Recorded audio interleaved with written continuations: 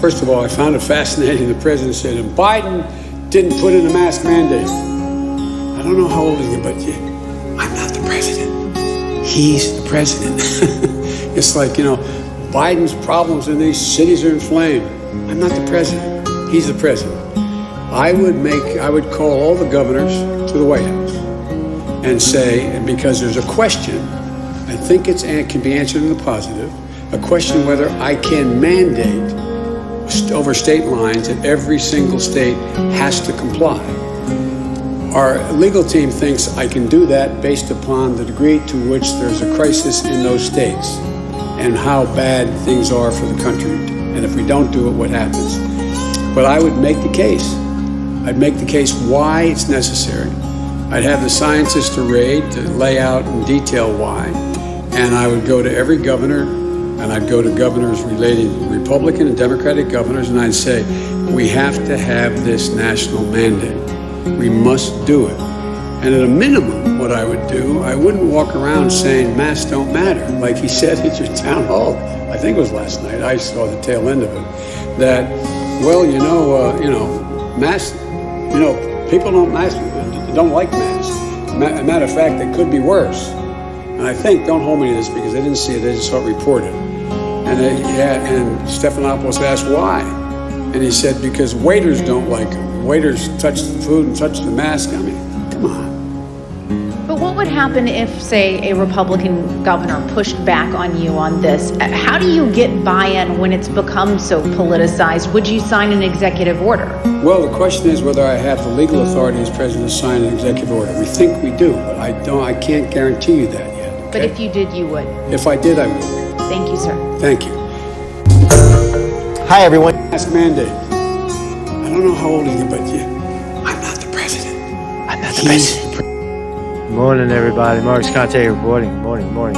Oh, Joe Biden's a mask Nazi, right? So I guess that vindicates Trump. Trump's not into masks, but man, Trump is into the vaccine. He wants to shoot a shot in your ass. Morning, everybody. So those are some of the subjects today. Got a few pictures, leaked pictures from the Epstein Orgy Island. Not too revealing. Not a lot of teens running around, but definitely some hot chicks. He's living large. He's on his jet ski with some young models. There's nothing wrong with that, right? Hey, listen, you're a rich guy.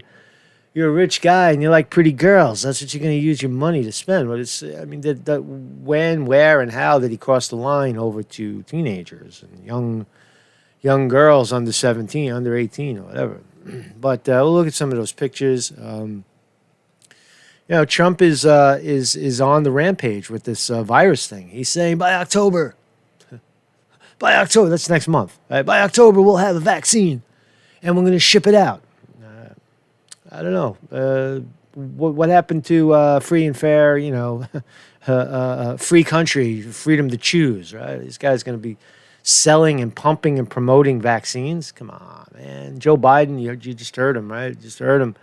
He wants to do a national mandate on masks. Right? So you got, hey, listen, you love Trump. You love the way Trump feels in your up your thing there, right? But he's promoting vaccines. Your guy, our guy, the only guy we got left is promoting vaccines. What are we going to do about it? Are we going to let him do it? Are we going to let him talk vaccines? Why doesn't the country rise up and push back?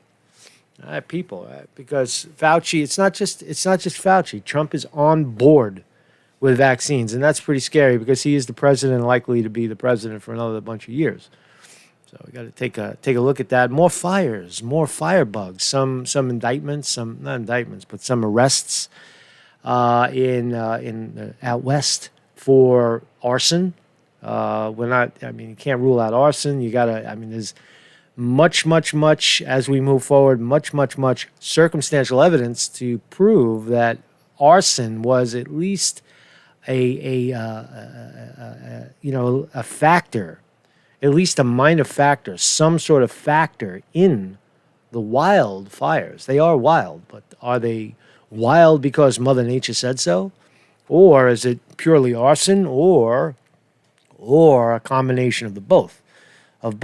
Isn't it logical to say that if a bunch of arsonists wanted to light a fire, they would wait for the perfect opportunity. Again, these are not stupid people. These are skilled anarchists, skilled motherfuckers that will wait and seize the moment. Proven, tried and true. This is what they do.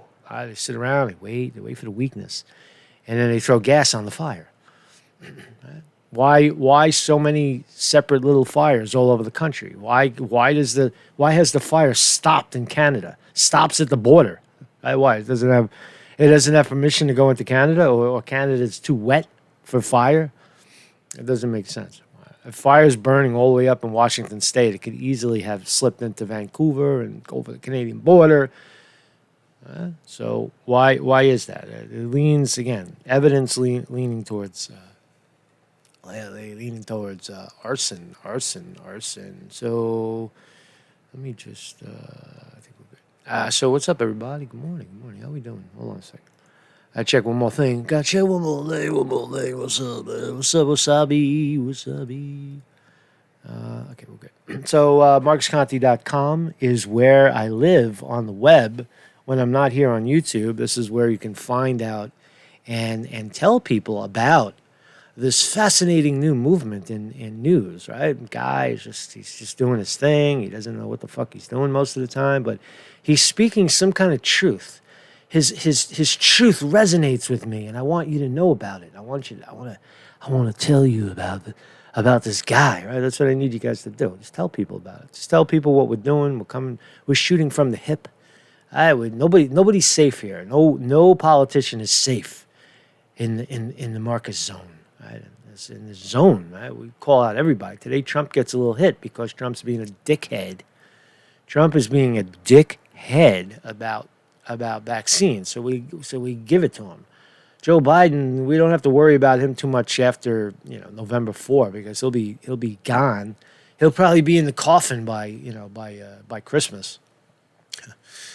And Kamala Harris making a run for the presidency. That's what it seems like. Still a lot of talk. You got to laugh at the talk. H.A. Goodman started this talk about a year ago that the Democrats, the plan is because they know Joe Biden sucks and is a shit sandwich and that all the polls are rigged and real people are not going to show up and vote for him, no matter how much you try to manufacture that consent, is that they're going to switch Joe Biden out and with Hillary Clinton, or just drop him out for the black female, the Harris administration. People slipping left and right with Harris situation. So that's what we're talking about today. I don't know why I'm rambling. But kindly go to MarcusConte.com. Hit the tip jar. The tip jar, that's how you can make a PayPal contribution. That's how we survive. That's how I survive. And or Patreon, which is an ongoing support, ongoing membership for as little as $2 a month, and you get some free stickers over there. If you PayPal me something and give me a mailing address, I'll drop stickers in the mail. Just always remember that. And anything else, if you have like shirts and hats, you want me to wear your hat, I'll wear your fucking hat, man. As long as it's cool, as long as it's not like something that says the guy wearing his hat's a dickhead, something like that, right? Give me a fair shake, man. I'll wear your stuff. You know what I'm saying? So let's listen to Biden one more time. This is 2 minutes of Joe Biden pushing vaccines, pushing mask mandate. Full throat mask mandate. Kind of fascinating. The president said, and Biden didn't put in a mask mandate. I don't know how old he is, but I'm not the president. He's the president. It's like, Biden's problems in these cities are inflamed. I'm not the president. He's the president. I would call all the governors to the White House and say, and because there's a question, I think it can be answered in the positive, a question whether I can mandate over state lines that every single state has to comply. You know what it is about Joe Biden when you watch him? It's that you could see he's pushing himself to the absolute limit of his cognitive ability, right? He's like a guy who's kind of like drunk trying to force the words out, and he's not. He's probably, I don't think he's high on anything, or I think he's just He's just at the end of the life cycle. He's just where his brain is. What comes out is he has to think very, very hard about what he's saying. It's senility. It's early. It's at 77. Is it early? Yeah, it is a little early. I think people, there's more senility to be seen in your 80s, 85, 87. Some people go into their 90s with no signs whatsoever, but some people do develop it, and I think that's what you watch above and beyond the fact that he's talking about forcing everybody in the country to wear a mask or else. Our legal team thinks I can do that based upon the degree to which there's a crisis in those states and how bad things are for the country. And if we don't do it, what happens? But I would make... He has that old man blank stare, like his eyes are fixated on something, right? It's senility, right? Again, if you've ever worked around old people, we've all been around, people that are losing their mind, parents, grandparents, start to get a little senile, you get forgetful, and because especially when you're close to somebody, you realize that, wow, their brain is going, they don't remember. You can't have that regular conversation with grandma anymore because the facts in her head are not there anymore. The memories, and then all of a sudden they come screaming back in full color, right? Like it's like a light switch goes on and it's off, and you don't know if it's off or it's on.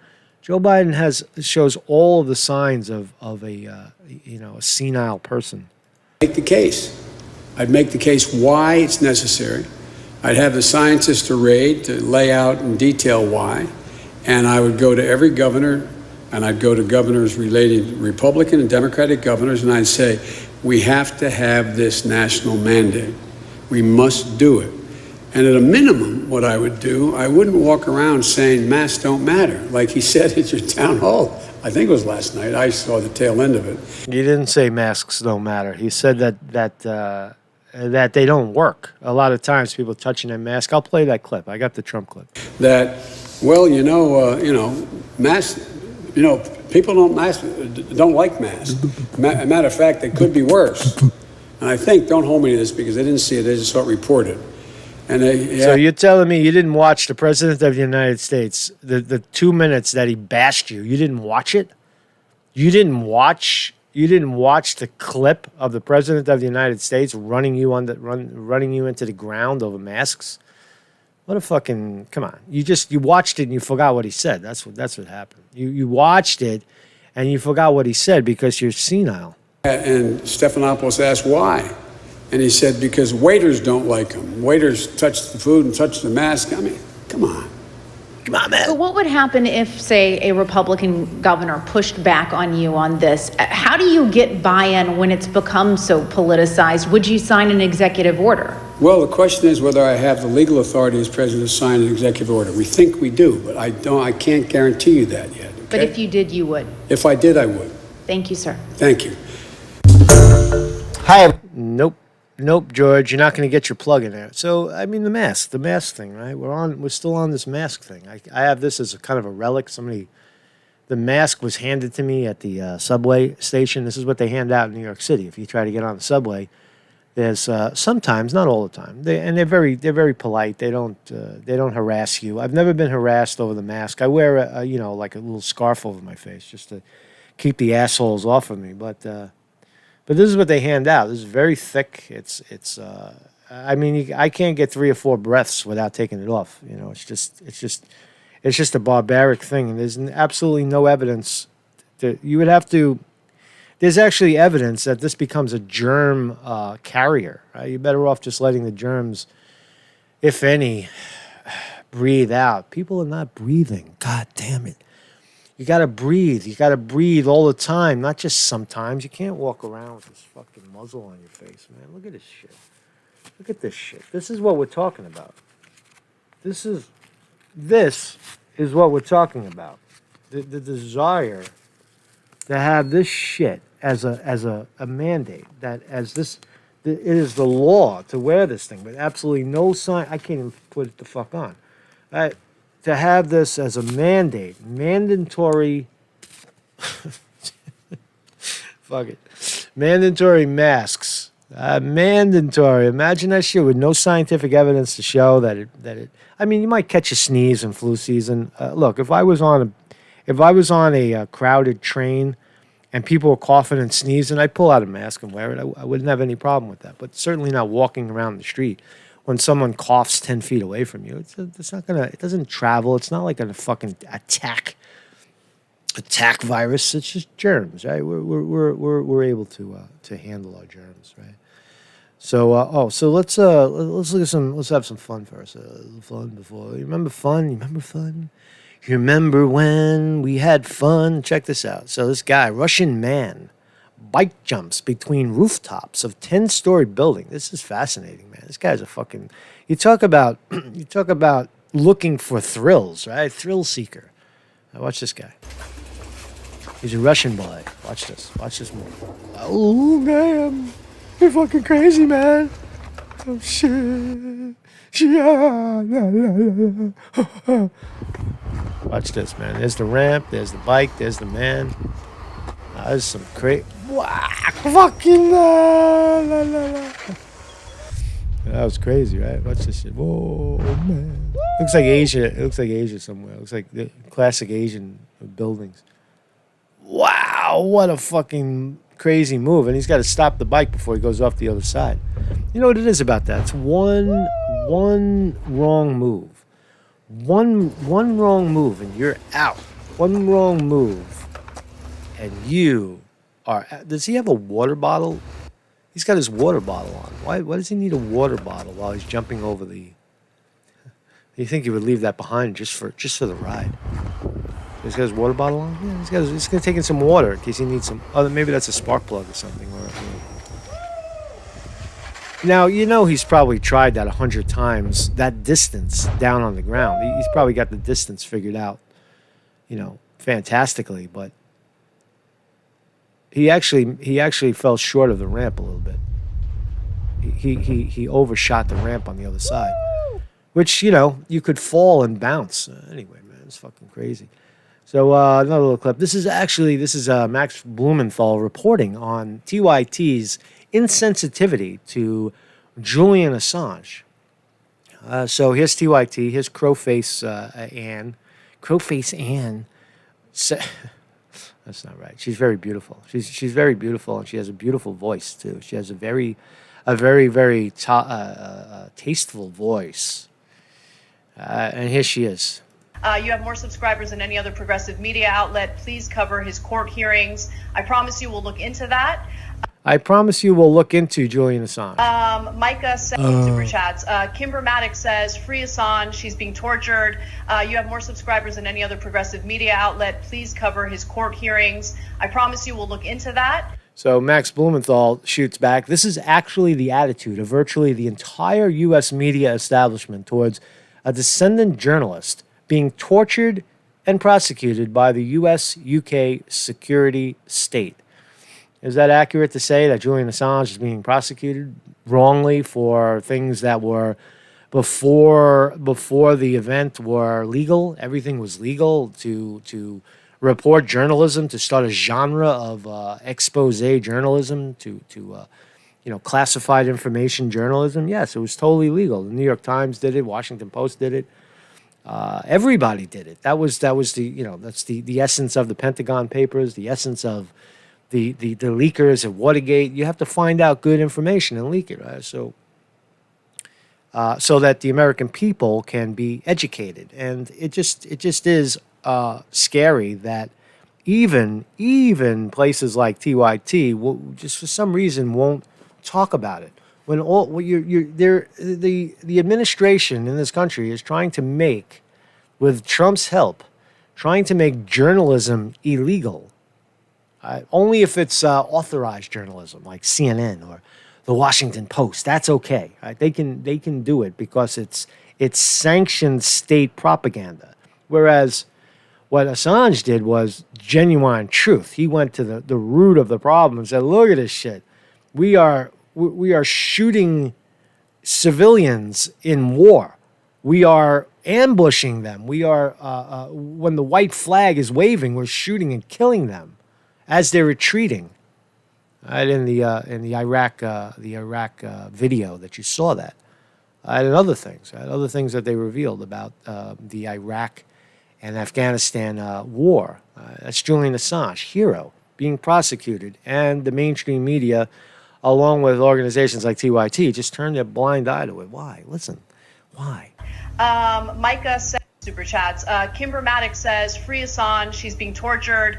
You have more subscribers than any other progressive media outlet. Please cover his court hearings. I promise you we'll look into that. We'll look into it. You mean you haven't looked into it yet? It's already 3 weeks or 2 weeks into the trial. You're going to look into it? When are you going to look into it?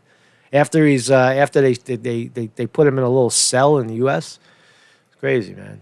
Oh, this is a good one. This is a good video. You ready for this, man? So these folks, I don't know where they are. Florida, anti-maskers invade a Target. They think it's funny. Well, it is funny, Rex Chapman. So let's see if it's funny. Let's determine if it's funny. Take your mask off! Yeah, take it off! Fucking idiot. We're not doing it! Take off your mask! Take it off! Take it off! Take it off! We're not stopping it! Yeah! Yeah, we got someone! Take it off! Take it off! We're not doing it anymore! Take your mask off! I don't know. I like it. Take it off! Fucking idiot. Fucking idiot. That's the opinion. It looks like a whole family.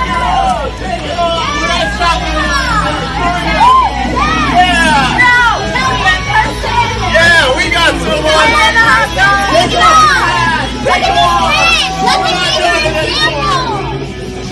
I like it. It's a protest, man. They should be they're within their rights to protest, right? This is protest. Legal protesting. This is funny, man. Funny. Rex Chapman thinks that they think it's funny. No, it is funny. It is funny that you get your balls in a knot because you're so afraid, you're so sold on the mask saving your life rather than, it gives you, it's like that character, you remember in the Peanuts, what is it, Linus, the guy who hugged his blanket. That's what that is. The mask is Linus. I think his name is Linus. The guy, I think he was the piano player, and he always carried around his blanket, his comfort blanket, and he sucked on his thumb and he carried his blanket. That's what the mask is. It gives you comfort. It's like a comfort animal. It doesn't actually prevent you from attack. It just makes you feel good. So we have to, because it makes you feel good, the rest of the country and the rest of the thinking population has to follow along with your feel good. Right? The mask. So this is spectacular. This is fucked up, really. Now, COVID-19 lockdown. This is William Barr, the highest legal advisor, the highest lawyer in the land, right? The Attorney General, under Trump, appointed by Trump, says a COVID-19 lockdown would be, quote, greatest intrusion on civil liberties since slavery. Wow. See, we're in good hands there. We are definitely in good hands there. But is the other side of that? Yes, a lockdown is bad, but you better, unless you take a vaccine, the vaccine that we're sponsoring, Ravon and J&J, right? Unless you take our vaccine, our state-sanctioned vaccine, then you're not really, you don't really have a say in it. Then we can lock you down. But if you take our vaccine, then maybe we'll let you have some air. See where we're going? The slippery slope of government overreach, even in the Trump administration. Though he's saying it, let's read. Let's find out what he's saying. U.S. Attorney General William Barr on Wednesday said, a nationwide coronavirus lockdown would amount to the greatest intrusion on civil liberties besides slavery in the U.S. history, according to a CNN report. I think he said it. I think it's pretty credible. Barr reportedly made the remarks during a speech. How come there's no video? During a speech at Hillsdale College in celebration of Constitution Day, in response to a question about the constitutional hurdles of banning church gatherings during the pandemic. Quote, putting a national lockdown, stay-at-home order is like house arrest. This is Barr speaking. Other than slavery, which was a different kind of restraint, this is the greatest intrusion on civil liberties in American history, Barr said. As health experts have championed the measures to prevent the spread of the deadly virus, well, it's not that deadly. Barr, a staunch defender of President Trump, has slammed stay-at-home orders as draconian. What is draconian? There's fucking people throwing these words out there. What does it mean? What does it mean? What does it mean? I want to search for draconian. Draconian of laws or their application, excessively harsh and severe. All right, why can't you just say orders are severe? Draconian. Say it again so I remember it. Draconian. It's got a nice ring to it. His comments Wednesday, referencing slavery, came after public. Where's the blacks now? Slavery. They're bringing up slavery. That's white privilege. That's white privilege. You can't talk about slavery without fucking black people. You're not always black. You gotta be black. Don't talk about black, white. Get your white privilege out of here. Get your white privilege. It's white privilege. His comments Wednesday referencing slavery came after public health data has shown African Americans to be at a higher risk. I still have not seen that evidence, but let's just say it's true, because who gives a shit? For catching the coronavirus, African Americans are more likely to be essential workers. Really? Why are and so who is saying this bullshit? Comments that African Americans are more likely to be essential workers. What is that? Where on earth did they come up with this fucking proof? In clamor to reopen, many African Americans feel their safety is being ignored. Well, if you don't like being a first responder, if you don't like being an essential worker, don't fucking take the job. Take a job like, sweeping leaves out in the field somewhere, or picking something. Do something else. You want to play, sometimes you got to pay. You want to be a cop, sometimes you're going to get shot at. You want to be a nurse, sometimes you're going to get, some AIDS blood squirt at you by accident, of course. That just happens, right? It happens. So it's just crazy. But blacks are more prone. Blacks there's more essential workers that are black than anybody else. Right? That's what you're telling me? That's what we're supposed to believe, New York Post?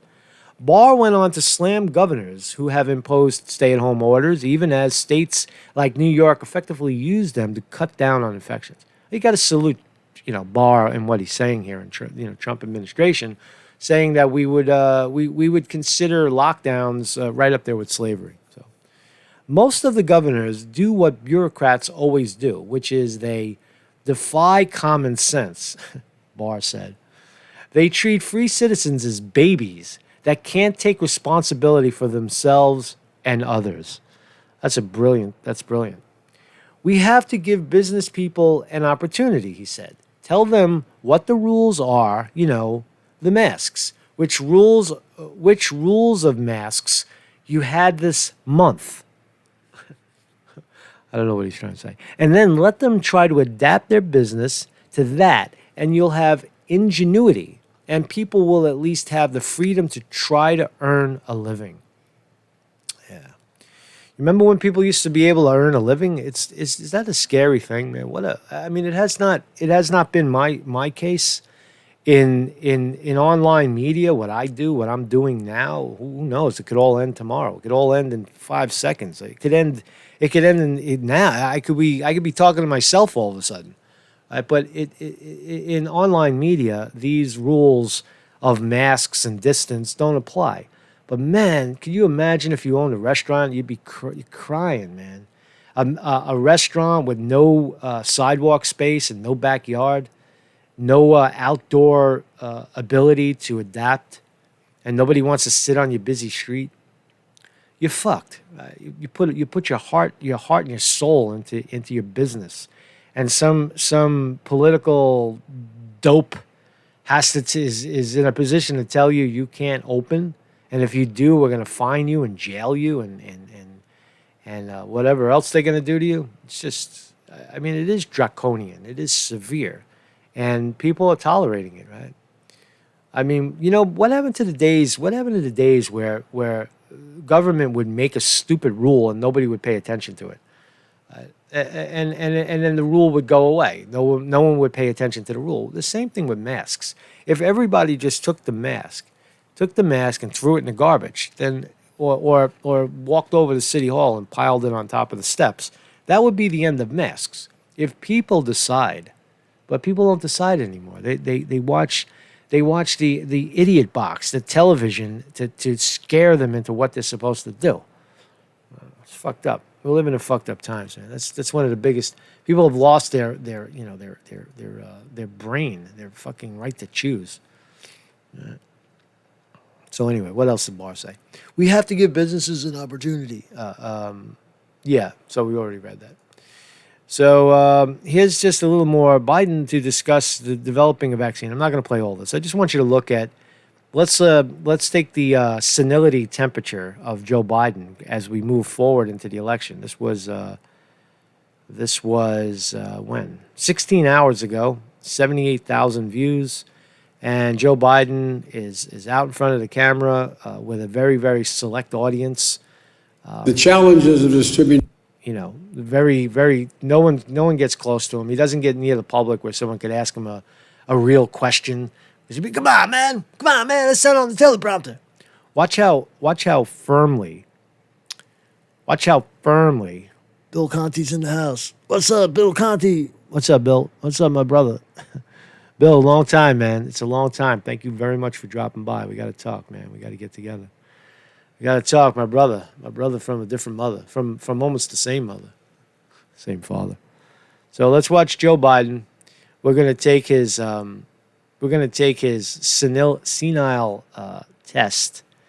We're gonna look into Joe Biden's eyes and listen to his words and determine if this is the mouth and brain and physique of someone capable of running the country, which we already know the answer is not. But here is a very senile man. And watch his eyes. His eyes are fixated on that prompter, the teleprompter. They got the teleprompter out of the way. They pulled it back a little bit so you don't see them. Usually it's left and right, and you see him go this way, and then he goes this way. Remember Obama used to do that? And then hope for a better day. And then there's more hope over here, right? And he would switch from prompter to prompter. There's two teleprompters. And if you're standing in front of the prompters, you could see the words. They're giant fucking words, right? So you could look over here. It's the same message. You could look in two places, maybe three places. Who knows how many prompters they have set up for Biden? But what is inescapable is that he is unable to really venture off the prompter. You need a safe and effective vaccine once one is identified. Before I turn to those issues, let me say a few words about the president's comments last night. It also looks like he's got something going on with his nose right here. You see his nose? Is that a shadow? I don't think so. It looks like some sort of growth. Does he have like some? Even before acknowledging to Bob Woodward on tape that he was fully informed. You see what I'm saying about his nose? Look at his nose area. There's some kind of mark right here, right on the left side of his nose. Is that an aging spot? Is that a I don't know, blood vessel popping in his fucking face? Who knows? On the gravity of the danger related to COVID-19. He refused to warn the American people. Again, last night in television town hall, the president revealed in no uncertain terms the lack of seriousness with which he continues to take this pandemic. Nearly 8 months after this crisis, on the doorstep of 200,000 American deaths, President Trump has refused once again to take responsibility or to take action. What's up with the nose? There's something up with the nose, right? He's clearly out of his mind. He's fucking almost falling asleep. This crisis, on the doorstep of 200,000 American deaths, President Trump has refused once again to take responsibility or. What's up with that nose, man? What's up with the other side of Joe Biden's nose today? How come nobody else sees this? How come nobody else is reporting about the big fucking gash on the left side of Joe Biden's nose? To take action. It's the other side, Joe. Try the other side. By his own admission, he continued to lie about COVID-19. He doubled down on the catastrophic mistakes that he's made. And perhaps, worst of all, he made clear that he still doesn't have a plan to bring us out of this crisis. He even said, and I quote, The gist of his argument, the gist of Joe Biden's argument is that Trump has been bad on the COVID-19 experiment and the COVID-19 pandemic. That his response has been improper, ineffective, reckless. That's the gist of his argument. Do most people in the country think that Trump mishandled the COVID-19 situation? I don't think so. I think most people would say that he was rather neutral. He let the radicals speak. He considered all parts of what was going on. He called out the frivolous part of it, which is, frivolous masks. He is literally promoting vaccines, as you're going to see in a minute. It's one of these videos. It's coming up. Has he mismanaged the COVID-19? No, that's all politics. So what does Joe Biden stand for? Joe Biden is here to tell you that Trump mishandled a medical emergency of some sort. And I'm better. I would have handled it better. Less people would have died. The 180,000 people in America that allegedly died from COVID-19 that we still can't confirm, that had every other kind of ailment, that had cancer and diabetes and old age and drug addiction or whatever. They die because they weren't healthy in the first place, and the virus gets right in there. Fucking yeah. See, because we live in a time of extremes, extreme weather, extreme health. All right, so that's I guess that's Biden's message, right? That's all he's got, right? What else he got?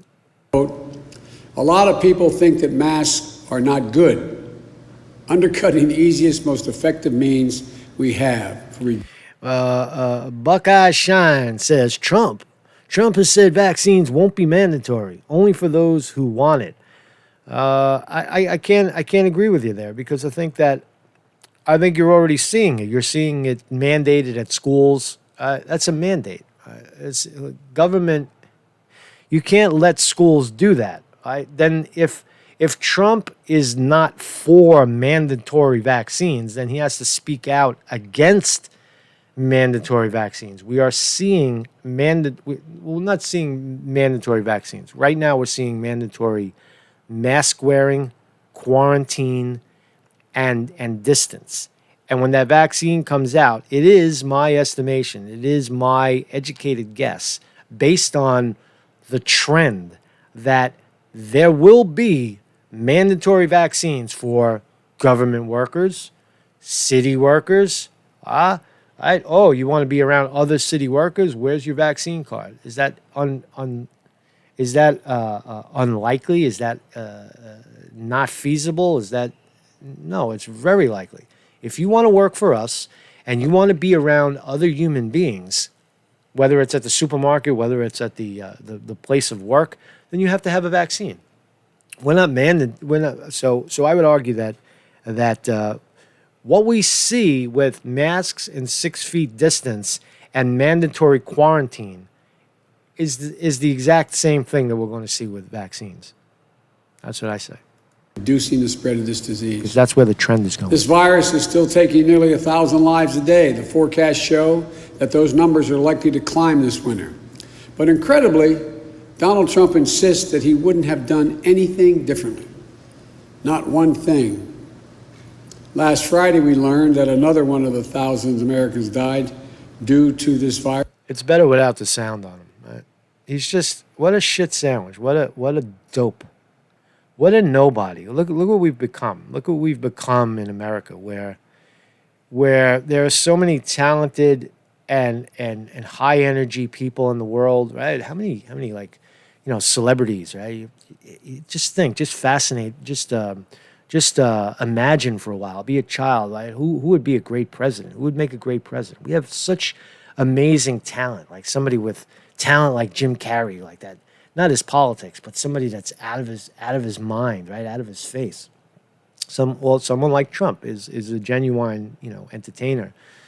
But this is the best the Democrats got. This is what they got: an old guy with losing his mind. He's forever linked to a, I don't know, I guess not so popular president anymore, Obama. I was going to hold out on this, but you know what? I'm embarrassed to even show this, but I want to show it anyway, right? So in 2008, hope. Remember this guy? Remember this guy? You remember Hope? You remember Hopi Changey?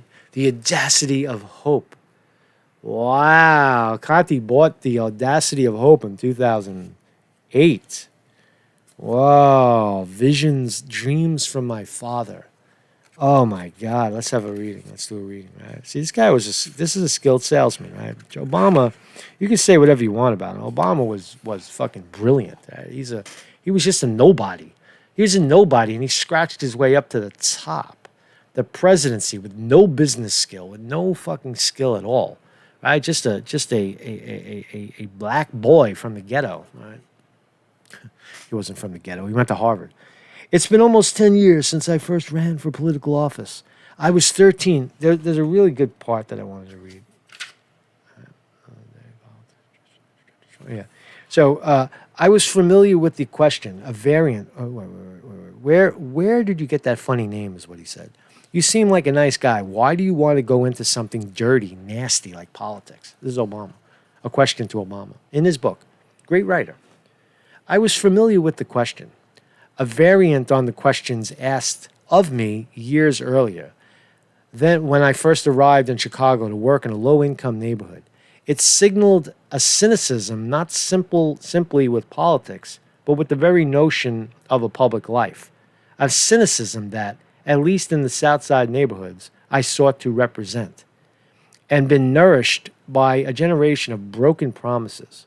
In response, I would usually smile and nod and say that I understand the skepticism, but that there was and always has been another tradition to politics. A tradition that stretched from the days of the country's founding to the glory of the civil rights movement. A tradition based on the simple idea that we have a stake in one another, and that that what binds us together is greater than what drives us apart. And that is enough people, and that is if enough people believe in the truth of that proposition and act on it. Then we might not solve every problem, but we can get something meaningfully done. Now it sounds beautiful, and that was the driving force behind Obama. That was the thing that got him this thing that we have a vested interest in each other was brilliant politics, right? It was genius, right? Because he got a lot of people to believe him, right? And what was he? He's just a salesman, right? He sold you on the idea that togetherness. Yeah, we have to sacrifice. That was the other thing. We're gonna have to sacrifice for future generations. We're gonna have to do less with more, do more with less. Excuse me. So I don't know, Mr. Hopi Changey, right? He was a real politician. That's what I'm saying is, but when you watch this shit sandwich right here. This guy's got nothing, right? At least Obama had a line of shit. He was a good writer. He was a thinker, right? Now you could disagree with him. It's all broken promises. I'm not saying that Obama was a good guy or a good president. I'm just saying that he said all of the right things to inspire people, just like Bernie Sanders did, and until they shut him down. At least say the right things. Trump says the right things. Build a wall, lock her up, you know. He says the right things. So the question is why? Why in our current time is this the best we have to challenge Trump? Why? Because he's a corporate tool. It represents the corporate. He represents a corporate tool. He's a nobody, without a brain, without a solid opinion, and his job is to go out in front of the public and try to get as many people as they can to vote for him, so that he then turns around to the donors and say, "How can I help you? We won. What do you want done?" And nothing. And then the people get thrown under the bus one more time. So that's all I'm trying to say about Joe Biden. It's just profound. So here's Trump. Here is Trump defending or taking a stance. He's defending he's contradicting his main guy at the CDC. All right, what's this guy's name? CDC chief, right? He's contradicting him. So we'll look at what Trump said, and then we'll look at the spin factor. This is Trump, full throat, promoting vaccine. Today, Dr. Redfield confirmed that it looked like November, December, the first doses would be able to be distributed. But then he said that the vaccine for the general public likely would not be available until probably next summer, maybe even early fall. Are you comfortable with that timeline? No, I think he made a mistake when he said that. It's just incorrect information. And I called him, and he didn't tell me that, and I think he got the message maybe confused. Maybe it was stated incorrectly. No, we're ready to go immediately as the vaccine is announced, and it could be announced in October. That's how Trump works. So if you're in the Trump administration and you're close and you don't agree with what Trump said, then he says, "Oh, he made a mistake," and then you get a phone call saying you better change your opinion. That's what that's all about. October could be announced a little bit after October, but once we go, we're ready. As you know, Pfizer's making this. They're taking a tremendous financial risk, and they're spending billions of dollars on actually making this vaccine. They're in a stage where they're actually making it because they feel very confident as to the results. They'll be announcing their results fairly soon. And no, that's incorrect information. He was pretty clear in the way he said Yeah, well, it. I think Because that's one of his biggest campaigning, the vaccine. so, but I don't think he means that. I don't think when he said it, I believe he was confused. I'm just telling you, we're ready to go as soon as the vaccine happens. So when do you want to see it available? What would be a timeline I that would you say be happy that, with? we will start distributing it immediately. But to the general public, not To just the general others. public very shortly. Really to the general public immediately. When we go, we go. We're not looking to say, gee, in 6 months we're going to start giving it to the general public. No, we want to go immediately. No, it was an incorrect statement. I saw That totally defies the way medicines are administered. You have to. There has to be trials. There has to be trial tests. You don't just get the thing and start sticking it in people and see what happens. You have to. It takes a while. the statement. I called him. I said, what did you mean by that? And I think he just made a mistake. I think he misunderstood the question probably. So if you were to put a timeline on when every person in America will be able Spirit Child in the chat says, "Don't worry, the vaccine won't be mandatory. You just won't be able to buy food or go to work." Amen. Absolutely. to get a vaccine, what would that date be? I think it would be very soon. I think our distribution process is going to go very quickly. I told you we've engaged the military. We have a general who's in charge of all logistics, who delivers soldiers. He's a fantastic guy. He's supposed to be fantastic at what he does. Fantastic. And we figure that's better than any company you're going to hire. You can't hire a company like that. And we look to do distribution immediately after we get the word that it's good. And I think they're having tremendous success with the vaccine itself. I think the results will be early and strong.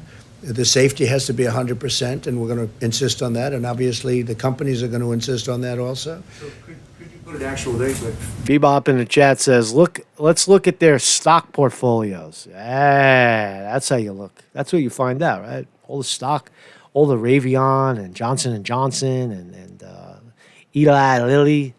Just look there, right? Look at the pharmaceutical. That's right. That's how you do it. You look at the pharmaceutical stocks. They're going to skyrocket because they're going to make. You remember the thing we saw that they have 8,000 jumbo jets, or it's going to be they're going to require 8,000 jumbo jets full of vaccine to distribute all over the world. That's the Gates Foundation. That's what they're planning to do. Once they get that shit, they're gonna produce it like fucking candy, and 8,000 jumbo jets, tons of this poison, are going to be shipped all over the world, and you will take it. You will take it, or we'll drop it in your fucking drinking water. January, February, March. Scott, what would you think? Yeah, as I said, the high priority people will have in sometime no later than January. I mean, of course, it depends on when things are approved and the emergency But what use about is given. I'm talking about the I low understand. priority people. Yeah, I can finish. Yeah. And then it's anticipated there will be 700 million doses by end of Q1. That's 700 million doses. So by the end of March. That's end of Q1. Are vegans healthy? Vegans are very healthy. Thank you very much for that. So let's watch one more spin piece. This is a CNN propaganda piece trying to say that Trump is disorganized, that he's not on the same page as his own cabinet members, CDC, is that a cabinet member? But his own team. This is CNN trying to spin what the president is saying. Let's listen. President Trump taking on his CDC director, calling him confused and mistaken on two issues central to stopping the spread of the virus: masks and vaccines. Let's start with this. Trump, after Dr. Robert Redfield, head of the CDC, said it would be up to a year before a vaccine is available to the general public. I think he made a mistake when he said that. It's just incorrect information. And I called him, and he didn't tell me that, and I think he got the message, maybe confused. I saw the statement. I called him. I said, what did you mean by that? And I think he just made a mistake. So y'all had the call. You said that you told him that he had made a mistake. What was his response? No, I didn't tell him anything. I said, what happened? And I got the impression that he didn't realize he said what he might have said. I didn't see him say it. Okay, well, let's let you hear him say it. Here is Dr. Redfield today under oath. I think there will be vaccine that initially be available sometime between November and December, but very limited supply and will have to be prioritized. If you're asking me when is it going to be generally available to the American public so we can begin to take advantage of vaccine. All right, so that's a contradiction.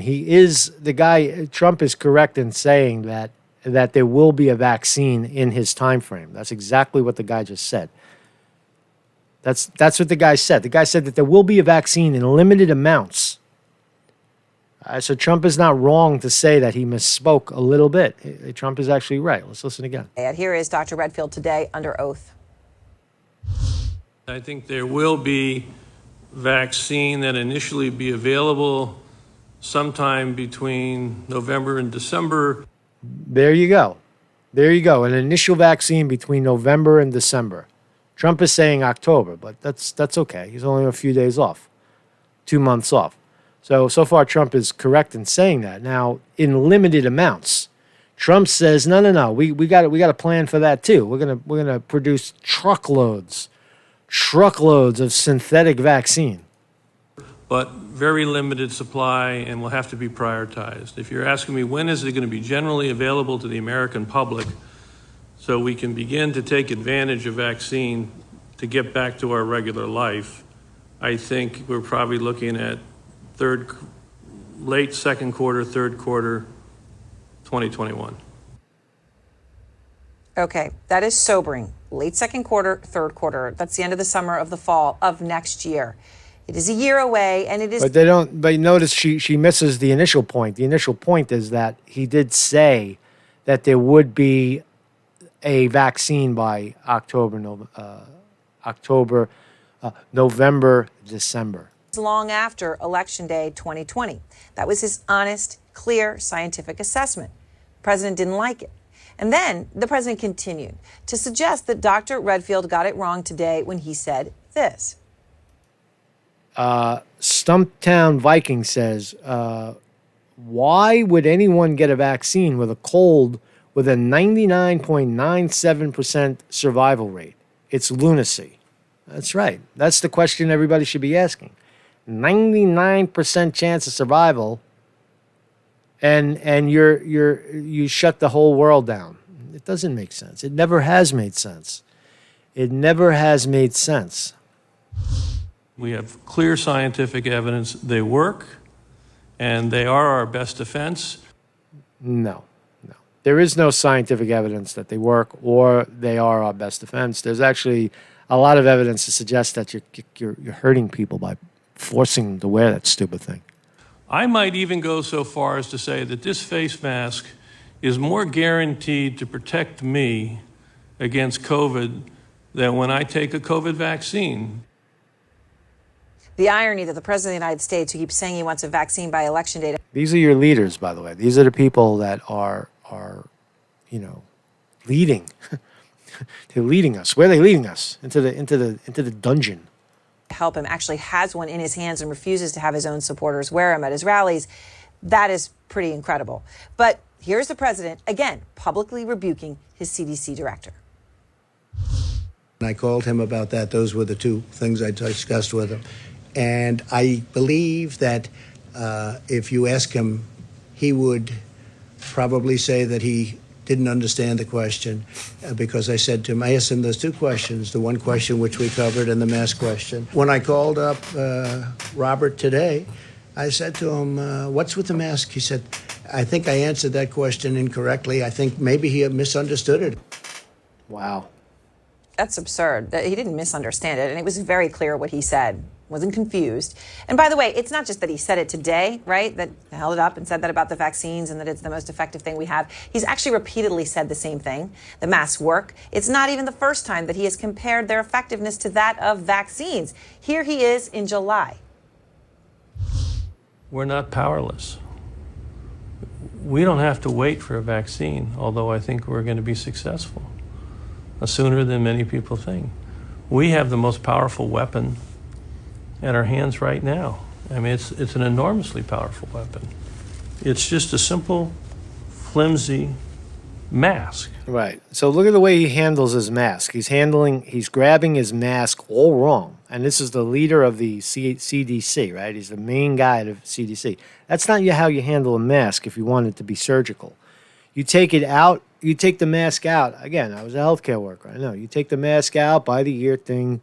You don't touch the mask. You put it on your face, right? You wear it. You do your business, right? And then when you're done, for some reason, it's not on my ears, but when you're done, you go back and you take it off, and you go like this, and you go over to the medical waste garbage pail and use your foot to open it. The bottom, push your foot down. You drop this fucking thing into the medical waste barrel. And that's how you wear a mask in the medical field. You don't put it, you don't take it off like this and hold it and stick it in your dirty pocket, right? And then pull it back out of your pocket with your dirty hands and put it back on your face. That's not how it works. You're inoculating people by doing it, you jackass. Consistency. Well, the president's words are not things the CDC director can ignore tonight, right, and just hope they go away. They are a direct assault on him, and they are a direct assault on the widely proven science. Trump's HHS spokesperson, Michael Caputo, is actually now on a leave of absence for the kind of talk that the president put out there so cavalierly today. Trump, though, of course, isn't going anywhere. He's not a little guy down the totem pole like Caputo. And tonight, the CDC director has been forced to respond, releasing a statement moments ago saying, quote, I 100% believe in the importance of vaccines and the importance in particular of a COVID-19 vaccine. A COVID-19 vaccine is the thing that will get Americans back to normal everyday life. The best defense we currently have against this virus are the important mitigation effects of wearing a mask, washing your hands, social distancing, and being careful about crowds. A COVID-19 vaccine is the thing that will get Americans back to normal everyday life. You know what would get people back to normal everyday life? Tell the truth. Tell the truth about what the virus actually is. That look at the actual, roll the tape back. That there's huge amount of infection, very, very small amount of death. The actual facts. That less than 0.07% of the population dies from something that is flu-like, that people die from the flu anyway in the same numbers. More people die of cancer, heart disease, renal failure, addiction, whatever else, getting hit by cars, falling out of windows. People die all the time. There's a very low amount of death. Right? That's the truth. You wanna win you want to get America back to normal life, it's not a vaccine. It's telling the truth and letting people, they're walking around terrified of each other. Fear. You have to overcome the fear if you're going to. Most people are not capable of, using critical thinking or whatever it's called. They're not able to just look at the facts and say, these facts are fucked up. They say to themselves, they're trained to say, I'm not capable of making that decision for myself. I need a professional to tell me. I need a professional doctor or a professional lawyer, someone who knows, who has made the law their profession, or other people's health their profession, rather than just look at the evidence and say, no, this is bull fucking shit. This is bullshit, and act on their own gut. So if you want to save people, you have to reinfuse them with truth. Let's see what else we got. Yeah, we're running a little late here. We're running over. Hey, listen, man, if you're here, I'm here. I'll stay. I don't care. I'm not going anywhere. I'll fucking hang out with you guys, man. I'll hang out with you guys. Hey, we got people watching, man. Hey, how's everybody doing? How is everybody doing? We're going to take a look at the Epstein shots in a second. Let's look at politics. I just want to. This guy is interesting, James Carville. He's this guy is a very, very wealthy, well-connected guy with the Clintons. He was instrumental in getting Bill Clinton's messaging on to get Bill Clinton elected president. He's the equivalent of a Steve Bannon to Trump. Very influential in Democratic circles. He puts on his baseball hat and his shitty shirts to convince you. I think maybe he's watching my show. Look, he's got my glasses on. He's got my hat on. He's got my fucking, what a jerk off. Where's your wig? He's got the Buddha in the background. I got the Buddhas all over the place. Fucking Buddha statues everywhere. Right? What a jerk off, right? Are you ripping me off, fucking James Carville? James Carville? Are you ripping me off, man? Well, listen to what he says. It's pretty interesting. Many people have said he's a wartime president. Listen to how he spins that. The messaging here is that Trump is desperate and will lose, and he's desperate because he's going to get locked up. That's the messaging from James Carville. Listen. But first, there's a commercial. I love Breitbart commercial. Look at this commercial. Paid for by Job Creators Network. Listen.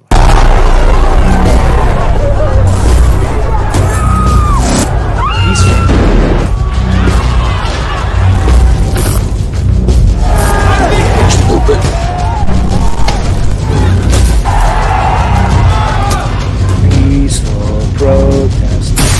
Peaceful protest.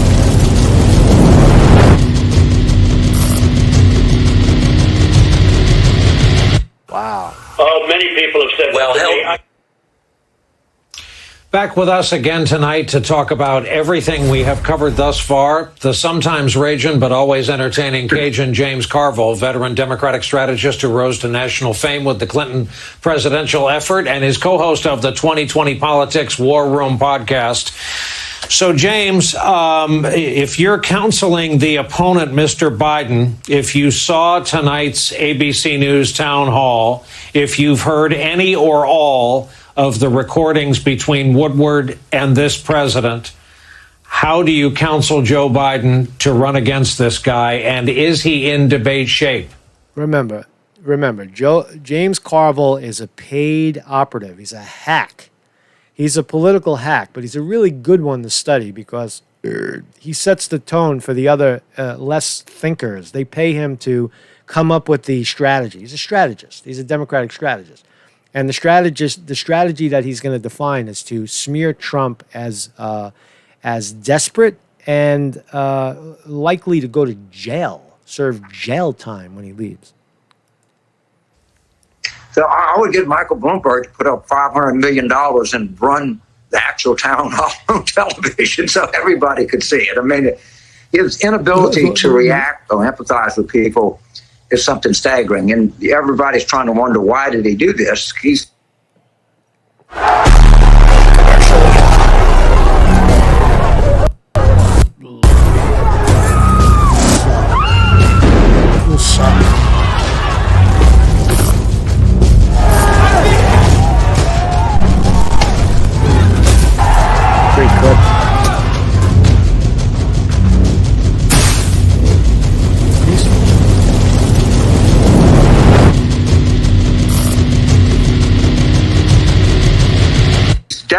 because he knows he's going to lose. And when he loses, quite frankly, Brian, in my opinion, he's going to jail.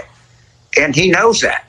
So why would he expose himself to... So Trump is going to lose, and he's going to go to jail, and he knows it. That's what James Carville said. ...format that is completely ill-suited to him. I mean, it was quite remarkable. And MSNBC gives him an open slate to come on and spew the propaganda. So that's how the propaganda machine works. James Carville is a alleged expert on these sorts of things, and MSNBC calls him up to spew the propaganda. Look, no, he's just a regular guy. He's not a political operative. Look how he's dressed. He's dressed like a regular person. He's dressed like the guy walking down the street in the Midwest. Right?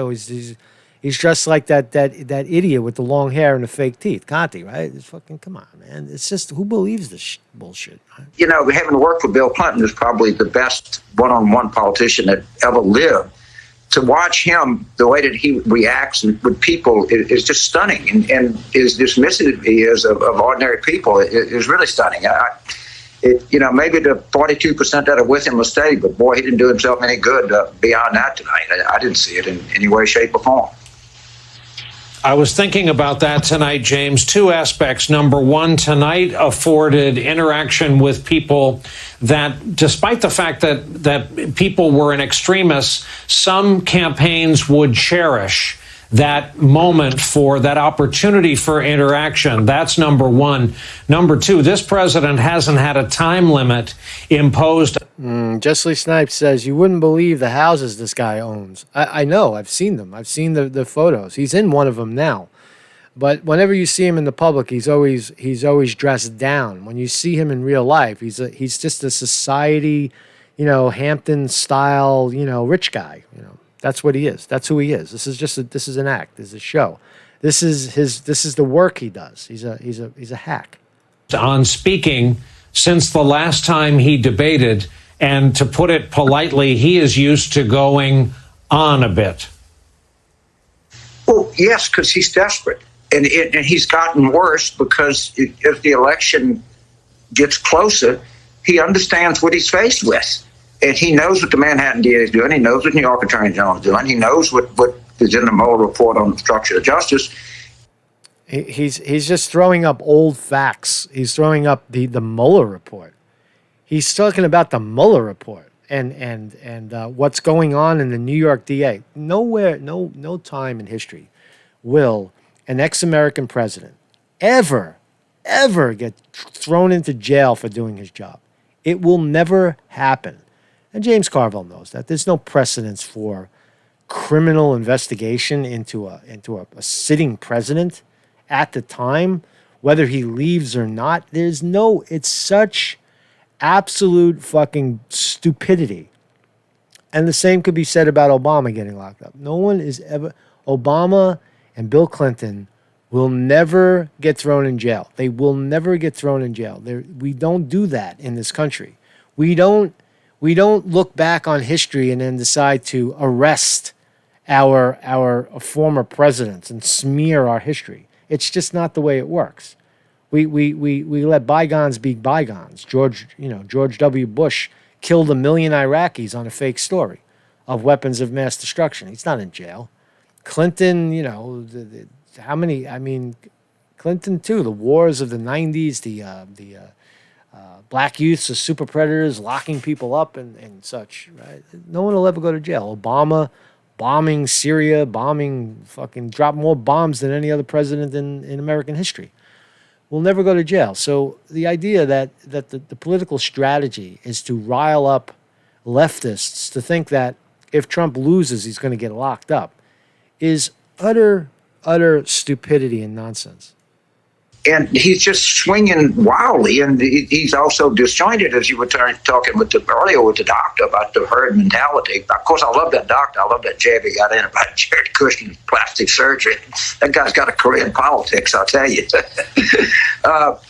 But he's up against the clock, and if Vice President Biden just sticks to the fundamentals, talks about raising minimum wage, talks about bringing prescription drug costs down, talks about expanding infrastructure, talks about healthcare costs, and failed COVID response, the things that people are living with every day. That we have huge unemployment in this country. We have huge. Why don't you? You know what's fascinating to me? Why don't you just back James Carville? At least he's got a brain. At least he's cunning and sly, and he lies without needing a teleprompter.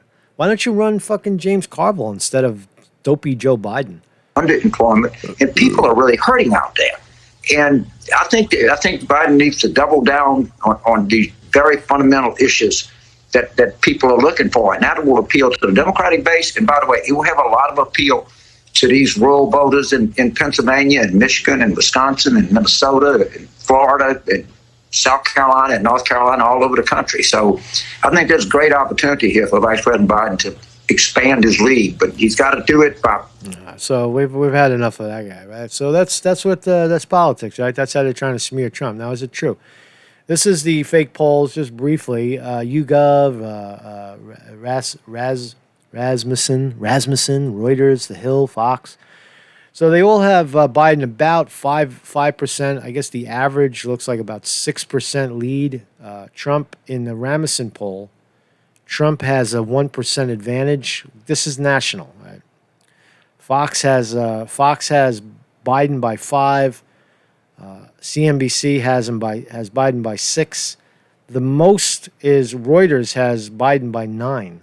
Now, again, the polls 538. I don't know what 538 has it at, but Nate Silver the last time around in 2016 was way off. They had Biden. They had Hillary Clinton winning by 100%, even the night of the election. So the polls are rigged. All of these contestants are all pay for play. They interview, I don't know, 100 people or 1,000 people in the middle of nowhere, old people, Democrats. Who are you going to vote for? They're going to vote for the Democrat. They're going to vote for Biden.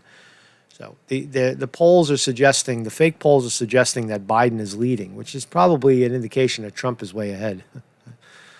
So let's look at some shots here. Let's see what happened with Orgy Island. Let's go visit Orgy Island. Newly surfaced photos give an inside look at Jeffrey Epstein's Orgy Island. Ooh, Orgy Island. New photos have emerged, offering a glimpse into Jeffrey Epstein's life on his private island. Ah, look at that fine bitch next to him. Man. Fucking Jeffrey, man. Jeffrey's fucking styling, right? Why did he have to go for the kids? Why didn't he just leave Jeffrey? Why didn't you just leave the kids alone, man? You were living in paradise. You're just fucking crazy, man. New photos have emerged, offering a glimpse into Jeffrey Epstein's life on his private island. Newly surfaced photos show Epstein luxuriating, is that a word? On his private Orgy Island in the Caribbean. As it emerged that the infamous pervert was a multitasker who liked to watch Girls Gone Wild porn while working out. So, where's the evidence of the kids? You got Ghislaine Maxwell. She's rotting a few blocks away over here in a Brooklyn jail, waiting for her kangaroo court at the Southern District of New York. And now they're trying to tag these other ones. So here's some of the fine pieces of ass that Jeffrey Epstein has had. Sarah Kellen. Who apparently are they underage? Is the girl fucking is she under 18 years old? What's the difference? If he's an old guy, he likes younger women, not kids. Of course, you draw the line on kids. But let's just look at the photos because they're new. He's got 3 supermodels out on a walk. All right, they're all 6 feet. Are they kids? Probably not. Is there any shame here? No. This is a rich guy living his life. All right, he's living his life. Look at that fine woman next to him. All right. This is Nadia Marskanova, who was apparently one of his personal assistants at the time. And here she is, out on a jet ski, having some fun with the Is there anything damning here? Has he got his hand in the cookie jar with the young kids? Not according to these photos. Anyway, What else we got? More photos. More photos. So here he is with the same Nadia. Nadia, I love you. Ooh, if that bed could speak. I guess that's his massage bed. Look at the tools he's got going on here. A bedroom. Look at all these wild fucking. What is this thing over here? It looks like a tooth cleaning machine. Is that what this is? It's like a dentist. It looks like his bed. Next to his bed is a dentist office. All right. Shit is crazy, man. Look at the way this guy is living, man. It makes you envious. There's a twinge of envy, but that doesn't make you a pedophile. Well, he is a pedophile. It's confirmed, but we're looking for more evidence of it. But all we see is a beautiful island that he was able to set up for himself, and for that, there's really no shame. That's just the American way. So he used to, So anyway, there's more photos. More photos of Orgy Island. Look at this place, man. Look at this place. Look at this place.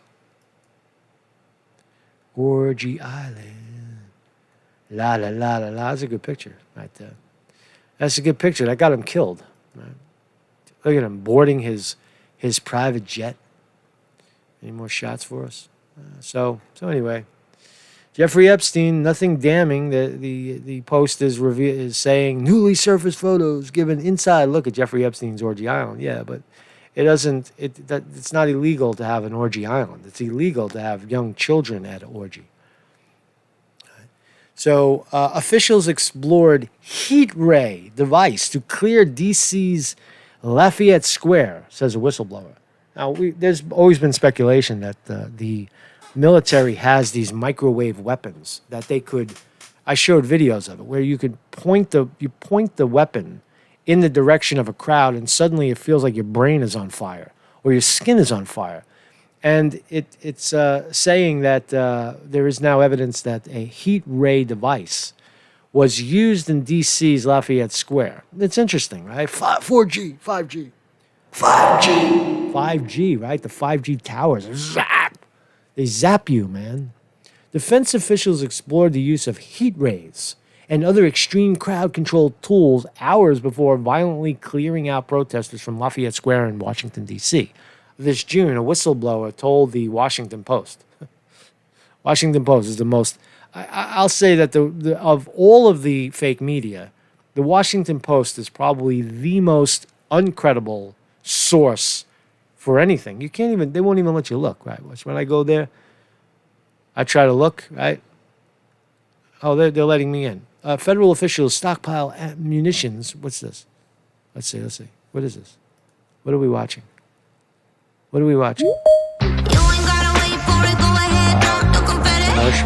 Hours before law enforcement. Usually they don't even let you watch it.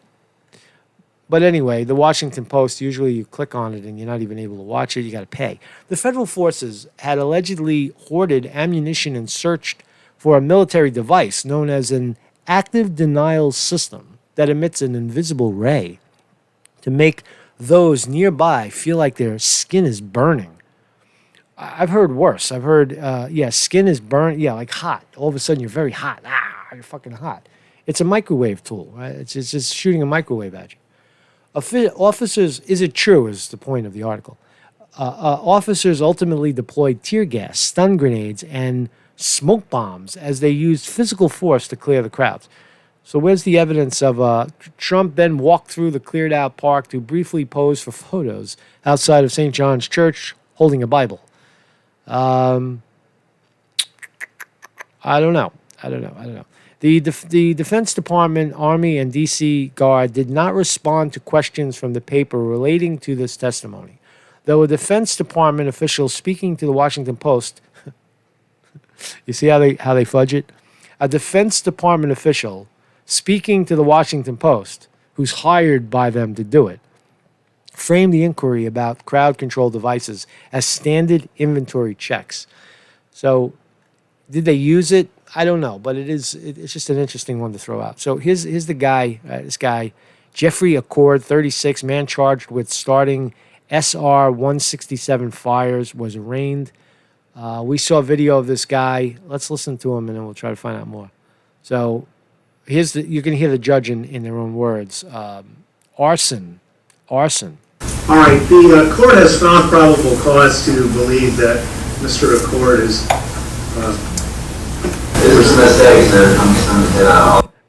militant haircut. Let's observe. Militant haircut. No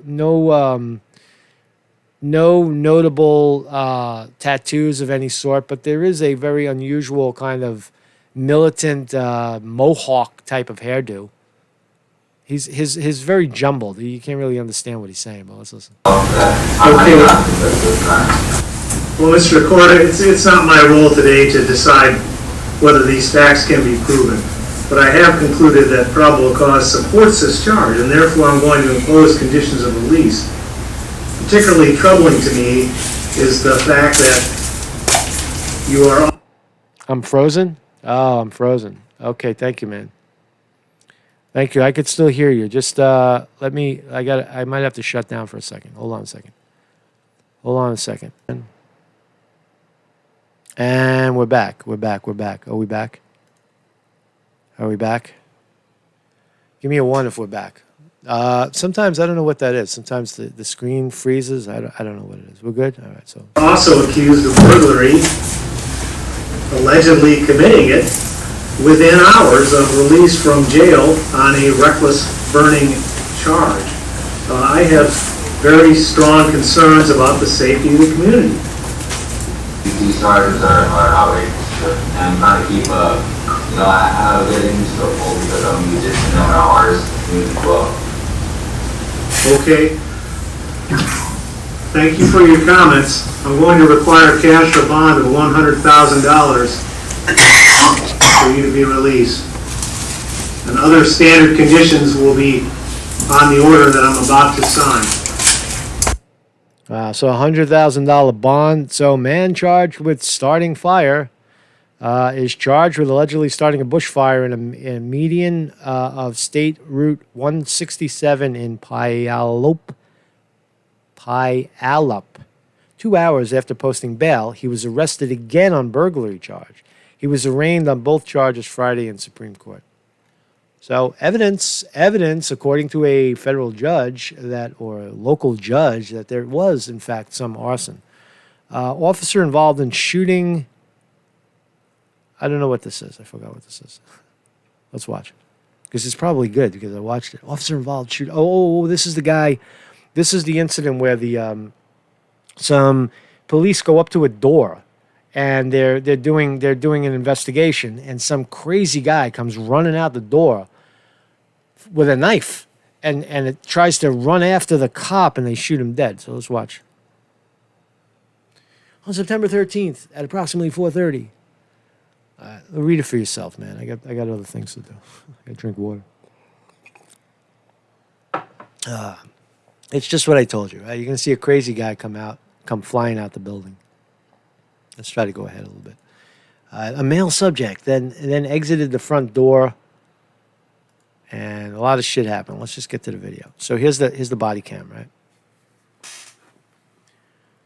Cops doing their job. He's got the camera on. I don't think there's any audio. There's no sound. No sound. So, and it's not very long either. Oh, it is kind of long. But let's find out. So they have they go up to the door at some point. A long walk to the door. So now we have 28 coming your way. Where'd they go? So here's a woman. She opens the door for the police. Get back. Terrified. She's outside. Here's the guy running down the fucking street. And boom, they shot him. All right. Cop did the right thing. Here's the guy. Great shot. Knife in the hand. And you want to tell me that the cops didn't do the right thing here? Like, oh, they shot a poor black man? Now, that's self-defense right there. You see what happens? Someone's chasing you with a knife. Boom, they shoot him. Shot him dead. Good. And there's the knife on the ground. Evidence. Good video, right? Good video. Love it, man. Love it. Love it. What does it say? Lancaster District Attorney was contacted immediately and is now conducting an investigation into the officer-involved shooting. Right? And Black Lives Matter, they'll try to say, oh, it's fucking, they only shot him because he's black. It's because he's black. He's black. What else we got here? So high bail for suspect who live streamed fire. So this is a report on that same guy. Let's listen. So waited for them to arrive and live streamed the entire thing. KIRO 7's Deborah Horn is live in Tacoma tonight. Deborah, this is unusual and strange, and he's suspected of burglary as well. In fact, Dave, the Pierce County prosecutor says he was initially released when he was arrested the first time on this allegation, but then minutes later, he committed another crime. That is why the judge told him tonight he would not release him without bail. It was a subdued Jeffrey Allen Accord who faced a Pierce County judge suspected of this. Yeah, this is just now happening. The wind looks like it's picking up and blowing it across the freeway. He live streamed that he spotted flames along Highway 167. it's that guy. It's the guy with the FBI hat. You remember? We saw the videos yesterday and the day before. Pulled over and called 911. But other drivers told police they watched the 36-year-old walk into a field carrying a lighter and cardboard. That's where my iPhone 7. You know what I would have done with this guy? I'll be honest. He would have been a great guy to lead the authorities back to the source. Right?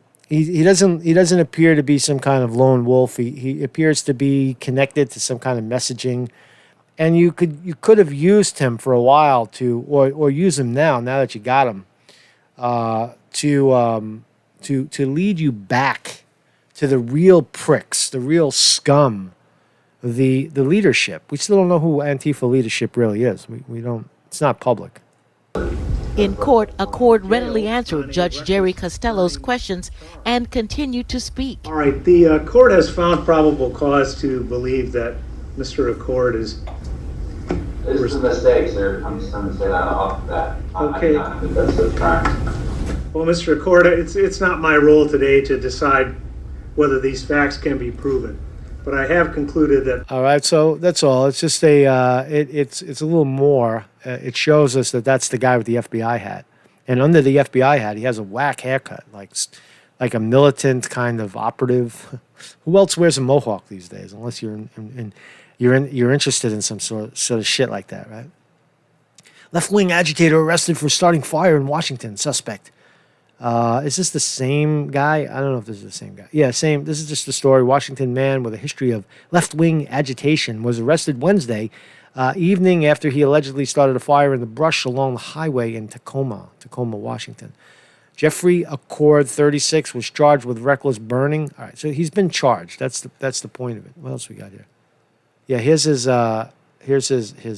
work.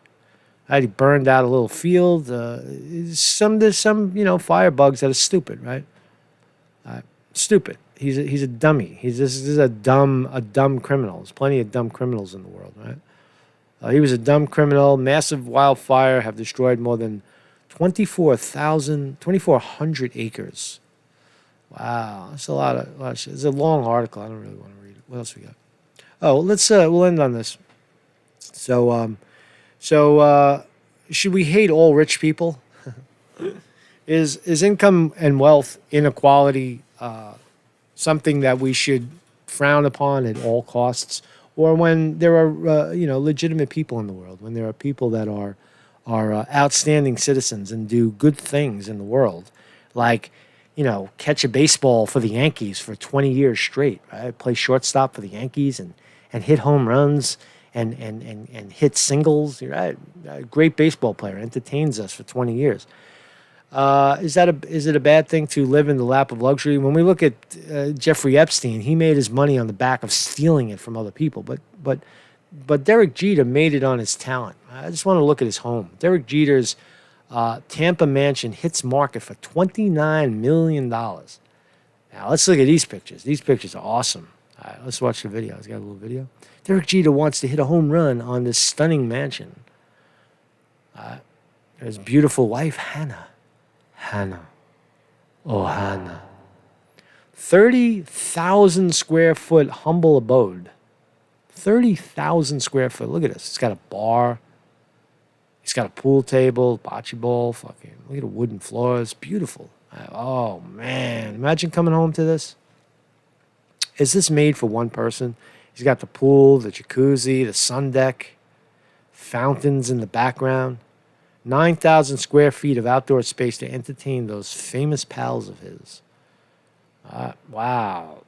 Amazing, right? Amazing. Is it worth it, is what I'm trying to say. Is it really, is anybody on earth should have that kind of wealth? I don't know. Derek Jeter and his supermodel wife are putting their patrial mansion in Tampa, Florida on the market with an asking price of $29 million. Let's look at more pictures. I love the pictures, man. Look at the pictures. Oh, man. Fucking. Look at this thing. Imagine this. You call this home. You go home. You fly into your house. Envy, right? I'm envious. I'm envious of that. Even just for a day. Oh, we saw these already. Oh, look at them again. They're beautiful. It looks like a museum or a, you know. Look at that kitchen. Oh man, look at that fucking kitchen. It's got like islands in the middle and ovens and beautiful house. Beautiful. Look, it's fucking stand up. He's got like the whole team can fit in the shower. The whole team. Everybody on the team can get in the shower. That's an orgy. That's an orgy shower. Living room, beautiful. Right? Amazing, right? Amazing the wealth in this country, right, that we have. The guy did it on the back of a baseball. Right? So is Derek Jeter worthy? Let's watch. I love this commercial. This is the Gatorade. Watch this. So I face the final curtain, my friend. You know what? I'll walk from here. I'll state my case. Frank Sinatra. Of which I'm certain. Who's winning? We are. Hey, A life that's full. this is Stans. I just want to let it pause for a second because they're playing Frank Sinatra in the background. I don't want to get whacked. I don't want to have to done the whole stream and then Frank Sinatra gets credit for it. Just let it pass. Waiting for you to come in here since '98 at the least. You never invited me. Well, we're here now. Thank you. I'm signing this whole thing. All right. All right, buddy. Yeah, Captured your spirit. I love it. I'm older. I don't know these things. Me either. Okay, let the audio. You just see that you get the emotion, right? The emotion of Derek Jeter. Was it worth all the money they paid him? This could be something of the past, by the way, too, because of social distancing. We can't have baseball games with people. That's a great sign right there. I want to I want to thank the good Lord for making me a Yankee. The record shows I took the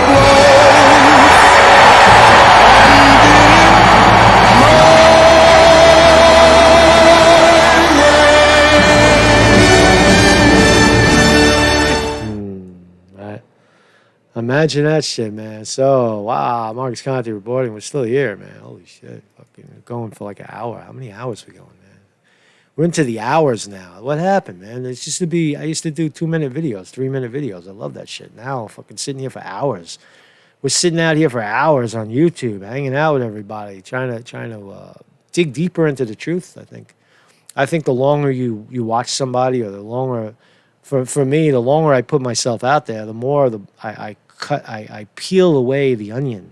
I peel away the bullshit, and I show you my true self. I show you who I really am. Am I really about the truth, or am I some jack-off LARPer? I feel like, I'm the truth. And I try to, when wrong, promptly admit it. That's hard to do. It's hard to admit when you're wrong, promptly admit it. Thank you, everybody, for joining us today. Thank you, Vinny DiMartini, on the chat. What's up, Vinny DiMartini, my brother? I saw my cousin in there, too. My cousin, Bill Conte. Bill, what's up, Bill? Who's here today? Bebop. Buddha Girl stopped by. Candace Hughes. Chris Milk is here. Dan Denote. Her pooper. her pooper, Jason Walsh, Calito Braganti. Calito, that's not your name, man. That's a bullshit name. You made that shit up. Nate Dudson, Nathan Purvis, Quantum Epic, Scranvan, TJ, Vanderloo, Weevil Girl, and William R. Hall are all here according to that list right now. Oh, thank you everybody. Have a good day. Hey, become a Patreon of the channel if you like this work, and you come here regularly. Kind of join up, sign up at PayPal, Patreon, so we can continue this work. Grow into a big studio. We'll grow, and then we'll buy Derek Jeter's house, and we'll do the show out of Derek Jeter's house.